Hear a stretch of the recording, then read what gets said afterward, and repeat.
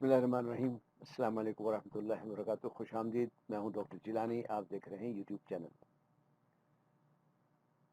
ہماری بات شخصی ترقی و کامیابی کے نسخے خاکی کے پہلے جز خے سے خود آگاہی اور اس کے پہلے مرحلے خے سے خود شناسی پر جاری ہے۔ اس سلسلے کے پچھلے ویلاگ میں ہم نے منفی سوچ کے تقریباً 10 مختلف طریقوں پر بات کی تھی اور کہا تھا کہ ان کی ضد مثبت سوچ بن جائے گی یا بن سکتی ہے۔ مثلا انجام بد سوچ انجام خیر سوچ بن جائے گی، اطلاقی سوچ غیر اطلاقی سوچ بن جائے گی، اور جذباتی سوچ غیر جذباتی سوچ ہو جائے گی۔ گو کہ مثبت سوچ رکھنا بہت اچھی بات ہے، لیکن نتائج کے اعتبار سے ضروری نہیں کہ نتیجہ اچھا ہی نکلے۔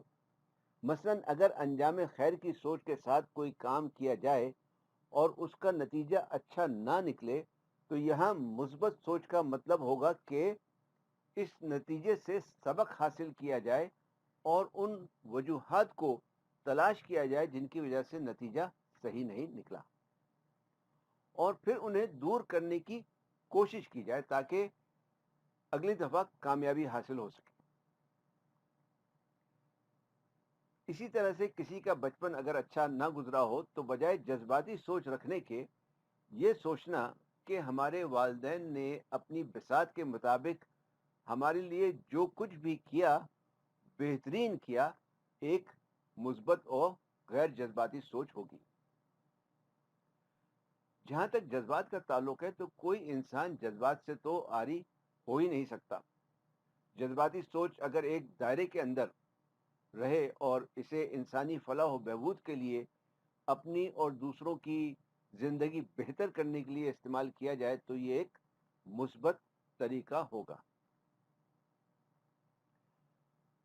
یہ سوچنا کہ ہر شخص ایک جیسا ہے، سب چور ہیں، جھوٹے ہیں، دغا باز ہیں، مکار ہیں، کے بجائے اس بات کا احساس کرنا کہ نہیں، ایسا نہیں، اچھے لوگ بھی ہیں، ایماندار بھی ہیں، دیانتدار بھی ہیں، عمومی اور کلی سوچ کا ایک مثبت پہلو ہوگا۔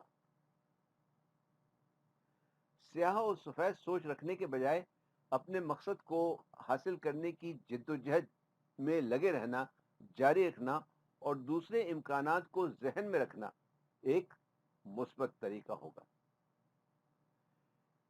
ان مثالوں سے شاید آپ نے اندازہ لگا لیا ہو کہ مثبت و منفی سوچ بذات خود مسئلہ نہیں، بلکہ مسئلے ان کے استعمال کی وجہ سے پیدا ہوتے ہیں۔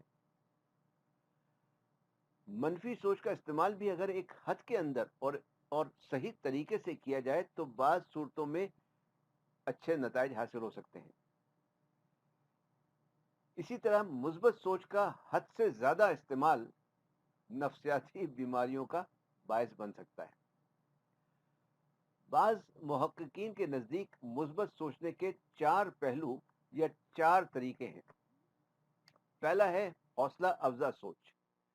اس میں انسان خود اپنے آپ کو حوصلہ دیتا رہتا ہے، یعنی ہمت نہیں ہارتا، ہار نہیں مانتا۔ دوسرا ہے پرعزم سوچ۔ اس میں انسان دوسروں کے لیے نیک خواہشات رکھتا ہے اور دوسروں کی بھلائی کا سوچتا رہتا ہے۔ تیسرا ہے خود تدریسی سوچ۔ اس میں انسان اپنی کارکردگی سے سبق حاصل کرتا ہے اور جہاں جہاں خامیاں نظر آئیں انہیں دور کرنے کی کوشش کرتا ہے۔ چوتھا طریقہ ہے خود اثباتی سوچ۔ اس میں انسان منفی الفاظ کی جگہ مثبت الفاظ کا استعمال کرتا ہے۔ مثلا میں جھوٹ نہیں بولتا۔ ویسے تو یہ جملہ صحیح ہے، لیکن اس میں جو نہیں کا لفظ آیا ہے وہ ایک منفی لفظ ہے۔ خود اثباتی سوچنے کے طریقے میں یہی بات اس طرح کی جائے گی کہ میں ہمیشہ سچ بولتا ہوں۔ اس قسم کی سوچ کا استعمال مراقبے وغیرہ میں بھی کیا جاتا ہے۔ اصل میں تجزیہ ہمیں اس بات کا کرنا ہے کہ ہماری عمومی سوچ کس قسم کی ہے۔ کیا ہم زیادہ تر منفی سوچ کا استعمال کرتے ہیں یا مثبت سوچ کا؟ اور کہیں ان میں سے کوئی ایک انداز یا ایک قسم کی سوچ ہم پر حاوی تو نہیں، اور اگر ہے تو پھر اسے بدلنا اور اپنی سوچ کو اعتدال میں لانا نہایت ضروری ہے۔ سوچ کا اظہار چونکہ کیفیت سے ہوتا ہے، کیفیات کا اظہار اعمال سے ہوتا ہے، اس لیے اگر ہم اپنی کیفیات یا اپنے اعمال کا جائزہ لینا شروع کر دیں تو ہمیں اندازہ ہو جائے گا کہ ہماری سوچ کس قسم کی ہے۔ مثلاً یہ کہ اگر کوئی شخص ہر وقت شکایت کرتا رہتا ہے، گلہ کرتا رہتا ہے، یہ ٹھیک نہیں ہے، وہ ٹھیک نہیں ہے، ہر چیز میں خامیاں تلاش کرتا رہتا ہے یا نکالتا رہتا ہے، کیڑے نکالتا رہتا ہے، افسردہ رہتا ہے، ناشکری کرتا ہے، مطلب یہ کہ ہر چیز میں زیادہ تر تاریک پہلو دیکھتا ہے، تو جان لیجئے کہ ایسا شخص منفی سوچ کا حامل ہے۔